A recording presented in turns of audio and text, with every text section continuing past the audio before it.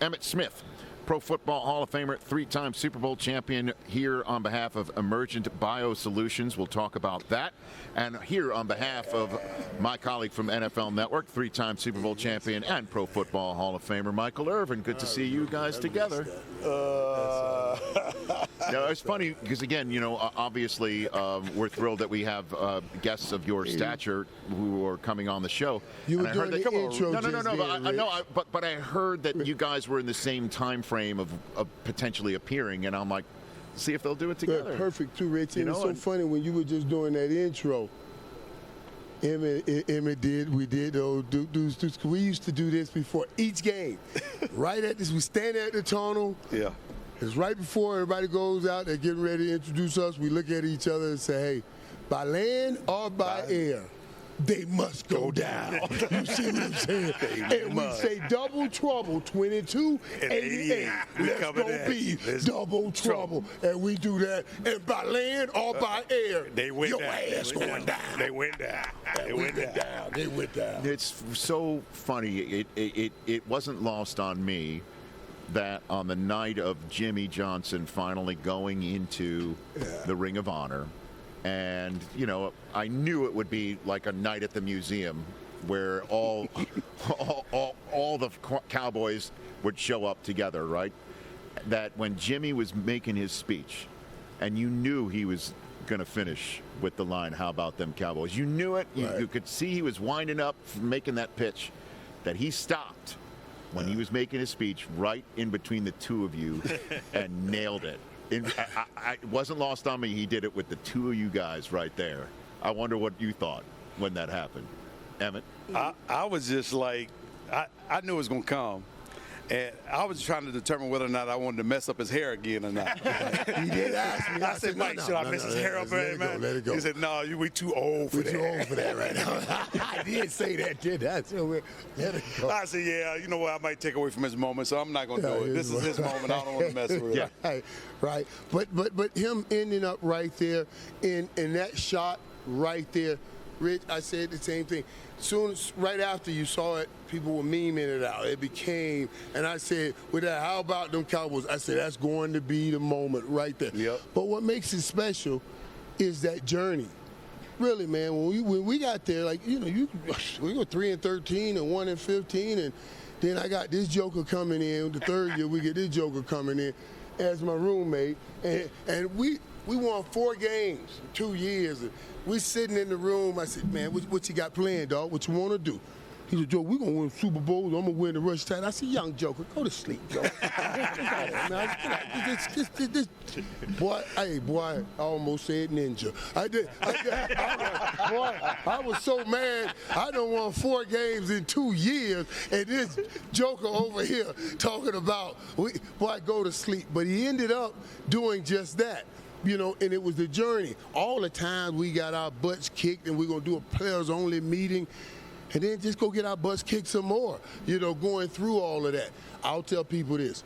Troy, Emmitt, me, we've never had a falling out, never had an argument, never had a fight, because we knew what it was like building it from the bottom. And that's the thing that made us as good as we were. Mm-hmm. We all knew what the mission was, and we all bought into the game plan of transforming an organization from 1-15 to a championship organization.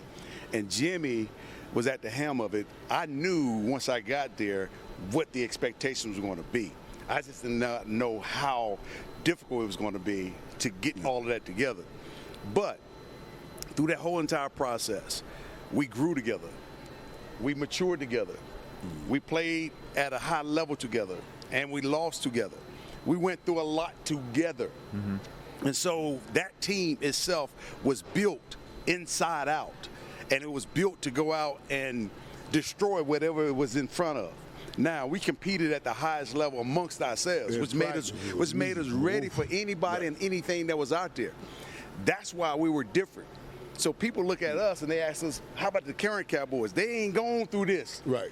They haven't had to deal with the 1-15. They don't even know what it's like. And even if they go through the 1-15, I don't mind some of Jimmy's old tricks. You know, when we lost in Washington, we should have won the game. We lost in Washington. That poor lady was trying to feed us on the airplane. Jimmy said, you take that damn food and put it away. If they were hungry, they should have ate on the football field. and every away game, we get late in the game, I used to come to the line and say, dude, are we going to eat or not? We going to eat or not? Because y'all know y'all lose this game. Ain't no food getting served on that plane. You know. So playing for your supper? Right. You eat 5 hours before the game. Yeah. That's that you eat 5 hours before the game every day. So now you play the game, you exhaust, everything's gone. You want some food. You want some food. And if you didn't win that game, ain't no food. Wasn't no party in either. Well, nothing. You got to ride the plane like the plane this. was quiet. The whole time Nobody back. said a word. I'll never forget the one time we did lose to Washington, but we was coming back. We may have been coming back from D.C., and there was a little noise on the plane. Boy, Jimmy went off. He came back there. Went off. I felt bad. He had just got done watching the live feed. Dude. He came back there, man, and Robert.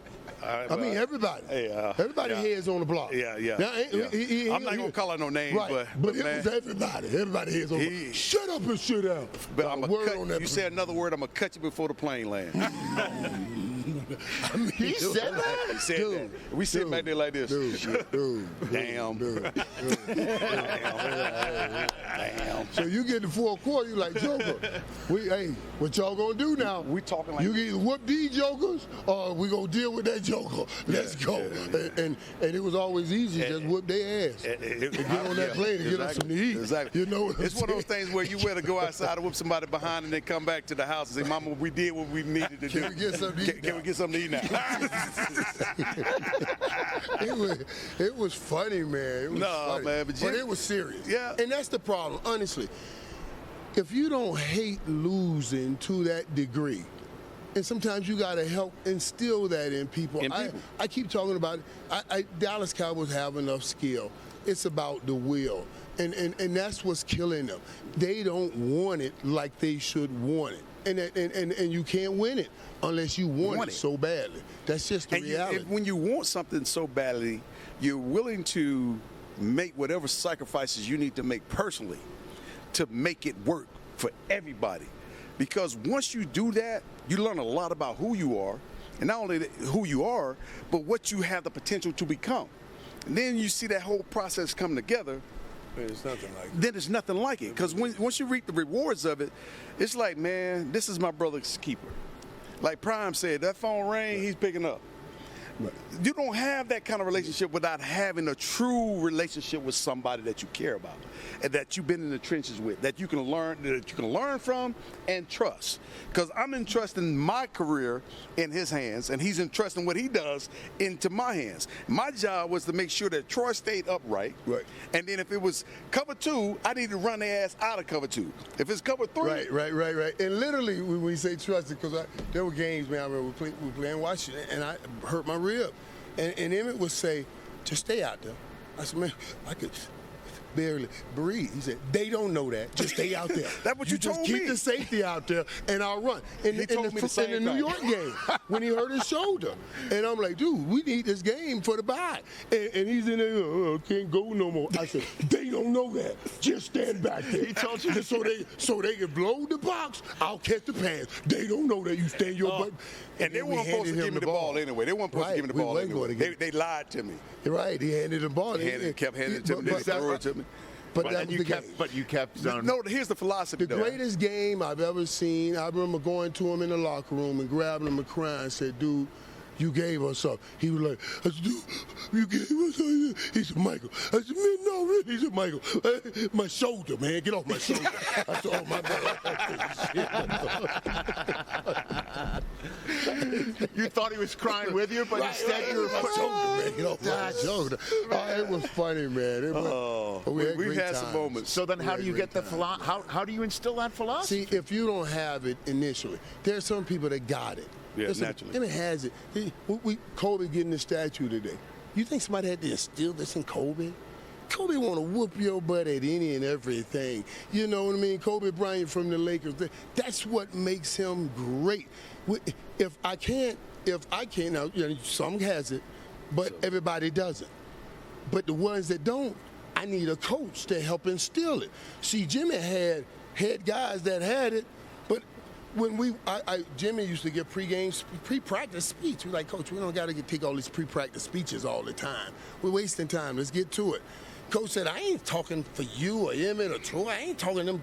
I don't need to talk to you, Joker. But what about the fifth or third dude? I need to get that Joker ready to practice, you know? Yeah. So he was always working the bottom up. The bottom up. Well, going back to the bottom again. We started from the bottom. Now we're here. He was always working bottom up. Well, the interesting thing is the game in Germany that I was calling between the Chiefs and the Dolphins. The Chiefs had just lost in Denver, and it was Mahomes' first division road loss. He'd not really lost at all in division, actually. Right. He's won at pretty much every division game. And the Chiefs came in that week, and we heard that they had one of the toughest weeks of practices. Correct. And they felt like they had just lost the Super Bowl. And when you hear that, and now I'm hearing what you're talking about, and we're potentially watching a dynasty in the making this Sunday if they win, right? You could even make a case that we're watching it already being built, even if the Chiefs lose this Sunday. I'm kind of putting it all together that there's a certain difference, you know, that it takes to do what you accomplished and what the Chiefs are on the verge of accomplishing, you know? That's what I'm thinking. It definitely takes a difference. It takes Michael touched on it, the will to want to be different. And if you're not in that vein, then you're not working towards the ultimate goal of becoming a champion anyway. The will to be different requires you not only to seek out wisdom and understanding how to prepare yourself, how to train, and everything else. I had to learn some of these things myself as a true rookie in terms of how Michael worked out. Michael was one of those slick jokers that would work out with the team, then come back later on in the evening and work out by himself. And so just to give myself a little edge. I asked the question, why did he do that? He told me I needed to have an edge on my opponent. So I'm like, okay, I get it. That makes some sense. I need to do the same thing. I need to get myself ready so I can run and carry the ball 25, 30, 40 times a game. So I started doing extra stuff as well. Watching them work out in the weight room, doing the single leg squats with Mike Warsick and everything else, and just concentrating on single leg movements and isolating both legs and getting them both strong. I had to figure that out. So wisdom is sought after. You seek after wisdom so you can have an understanding of how you need to prepare yourself. Young kids these days, they already know it. Right. They already know it. They don't seek wisdom. And they're from people themselves. that really care for them. It's some beautiful thing they shoot for Instagram. You know, some little motion they do for Instagram. I'm like, yeah, come on, man, get out of here with that. Let's go get some real work in. Go run some real routes, get some real work in. And don't even start running routes till after you've conditioned. So you're training now for the fourth quarter. These jokers want to get out here and start running routes right away. Like, you ain't going to be that fresh. Come on, man. Prepare for the fourth quarter when the game's on the line. That's the difference. That's the difference. Well, you are here, Emmitt, on behalf of Emergent Biosolutions. What is your relationship here? My relationship with Emergent is to continue to spread awareness around the opioid epidemic. We're trying to make sure that these Narcan nasal sprays are in the hands of as many people as we possibly can, because we never know when the opportunity for us to step in and help save someone's life. The nasal spray is there to revive someone that may have suffered an opioid epidemic at the time. If we get it in them in a timely fashion, we have an opportunity to bring them back to life and preserve their lives. 6, 7, 8 weeks ago, a dear friend of mine lost his son to an opioid overdose, and it was fentanyl. So fentanyl, on top of pills and everything else, become very critical in terms of these opioid overdoses and everything. There's a lot of things going on behind the scenes that people are not aware of. People are losing their lives. We talk about celebrities all the time. They're the most talked about ones. But when you start talking about the everyday normal person that walk around, we're losing lives left and right. And this is one way that we're trying to help people by spreading awareness, so you can have it in your house, in your car, in your gym bag, wherever in your first aid kit, and et cetera. So that's what I'm doing with Narcan and Emergent. You can find the Narcan nasal spray on Amazon and in retailers nationwide, and you can visit Narcan.com for more information. Thank you, Rich. You're a professional. Hey, That's what he is. The pro, the best of the best. Listen, there may be an I in Rich and Eisen, but there's 3 I's in Michael and Irvin. So I know how this works. You know? I got 2 eyes. And I know Emmitt that. Smith. That's it. That's We it. add it together, and we've got one more than Michael. Deion was just here as well. That was great. When he came, that just changed. What changed? Anything change? I mean, obviously he'd already won, but, you know. What it did, though, it freed up our defense. It freed up. I mean, think about it. We had Deion on one side, Charles Haley on the other side. Right. Deion chopping off half the field, Charles Haley chopping off the other half the field. So you had guys that were Just crazy. Yeah. And you know what? They did their thing. Yeah. They did their thing consistently week in and week out. And we didn't have to stress over it because we knew what they were bringing to the table. And so all we had to do was just do our part and finish games. Yeah, I know. Deion So told me a smart. couple times that They were so he smart. called himself a 5-down player. Yeah. And I'm like, what do you mean by that? He goes, 3 downs on defense, 1 on special teams, 1 on offense. Right. You know, like a 5-down player. I'm like, okay, sounds good.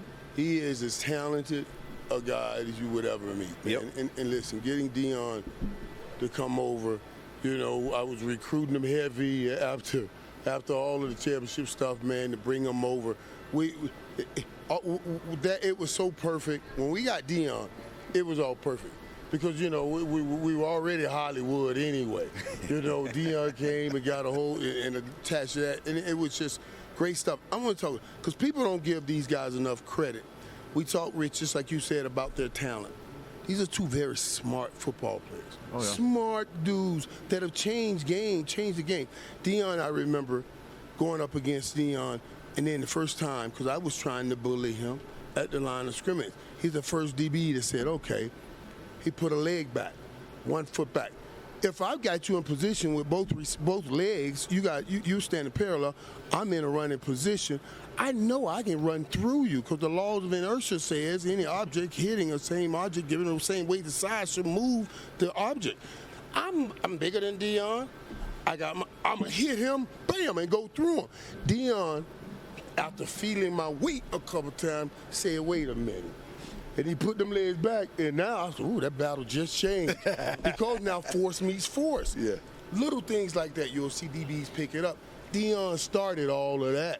So, yeah, he's a brilliant, brilliant player, but he also was a technician in his game. Yeah. All of that baiting, he let you think you won. Yeah. He did it to me in college. I beat him on an out and up. Dude, this dude was a beat. I mean, I said, oh, I got him. And the ball was in the air. I said, come on, ball, stop messing around. The Joker ran the ball down, pushed me down, caught the ball, and was running the other way. That's when I knew I was dealing with something different, man. He's a brilliant dude, man. He's smart. Charles Haley, the same way. Yeah, smart football The same way. You don't think it. Crazy. Crazy as I don't know what. I mean, literally crazy.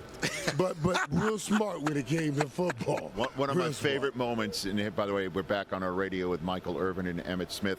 One of my favorite moments working together with you and Deion on the set of NFL Network was when, at one point, it was brought up, the NFC Championship game. Was it pass interference or not on this very photograph that we have here up on the screen? Oh, was my this God. pass? And he's like, you're like arm bar. There's an arm bar, and he's like, no, I was breaking up the pass. And then the 2 of you like spent whatever. We The would rundown, not, Emmitt, right. Emmitt, the rundown blew up. Right. The rundown blew up because it was on. And The Deion two don't of them even were let on. me talk about it anymore. On. Like, I ain't talking about it no more, Mike. Let it go, Mike. Let it go. Hey, it's over. That's pass interference today. Every day. That's pass interference today. Every day. That Man, is pass interference today. That Period. day, this day, the next day, the days before that, and the days after this. All of it was pass interference. All of it was pass interference. Michael Irvin, Emmitt Smith here on the Rich Eisen Show. All right, Super Bowl 58 is going to come down to what? Emmitt, what do you have for me? I think it's going to come down to McAfee having total yardage of about 125, Oh, yeah, he good. 130. You think he'll have that, Irv? You think Oh, yeah. McCaffrey's going to have 130 Total. Oh, yeah, yards? and get the MVP. They'll win. He'll get the MVP, no doubt. If he has that. you say. Yeah. But he'll have those opportunities. He's going to have those. He'll have those opportunities. I don't care if it's in the air or on the ground. Well, first of all, it's going. Some of it's going to be on the ground. You're not getting into let's take Brock Purdy and let him outpass Patrick Mahomes. You're not getting Be a it. fool to do that. So now you're going to come back and say, let's run this football, and the babysitter can get the little baby the MVP. You see what I mean? And that's a great story when your babysitter can help you get in. I think that's a great story. I love Kyle Shanahan, and I think that's just a phenomenal story. So, yeah, I think McCaffrey will have that, and I think that if they win the game, he certainly should get MVP. Yeah, and Debo, don't think he's going to do it by himself. But the beautiful thing about what I love about the 49ers is that they run a variety of formations. And in each formation, there's a variety of run plays. Yeah. And they all are interchangeable. Whether it's McCaffrey in the backfield or Debo in the backfield, McCaffrey out wide and Debo in the backfield running, doing motions and everything else, they are creating matchup issues for everyone. And one thing I know about McCaffrey, you got to match up that linebacker, and that linebacker got to be able to run with him. Yeah. And out on the island, I'm going with him all day. Right. What's going to be great, too, Rich, also on the other side, watching that Travis Kelce, Yep. Fred Warner fight. That's going to be a great battle. I think the greatest battle of all Yes. is on the sideline. Andy Reid and Kyle Shanahan. Dog, I guarantee you, you're going to see something, some design, something fresh, something new that comes in from each offense. That's each one of them tilting a feather to the other, saying, look at me here, look at me here. They're brilliant men at what they do. I can see Kansas City and Travis Kelce running this direction and him turning around and then going back the opposite direction and the ball being thrown on the other side of the field. Already. I can see that happening. Uh-huh. I can see that happening. I can see Travis Kelce even catching a pass and looking to throw to somebody else. Then they're gonna do something. They're going to do something. They're going to do something that's outlandish. By the way, if Travis Kelce is a tight end option pass, I will remember this moment for the rest of my life. If that actually happens, you know what I'm saying? Or if he has to make a Kadarius Toney type play to win this Super Bowl. That's what I'm saying. That's what he's also talking about. The Kadarius Toney way he threw the ball back. Kadarius Toney was offside. Yeah. And he scored a touchdown, but he was offside.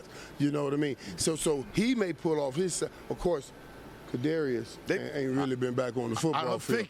He's going to have to throw it maybe to Rashid Rice or somebody, because Kadarius just hadn't been able to get back on the field. And you know, he came out and said there's nothing wrong with him.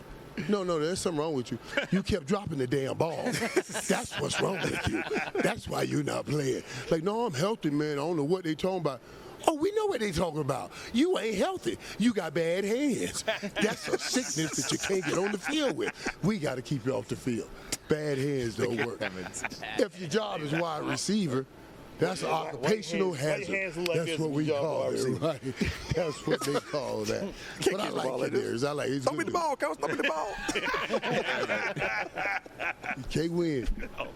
So are you taking the Niners? I'm trying to pick up what you're putting down. You are. Yes. You are. And I'm taking the Niners because the NFC is the NFC team, and we need to get the trophy back on our side. Okay. That's all.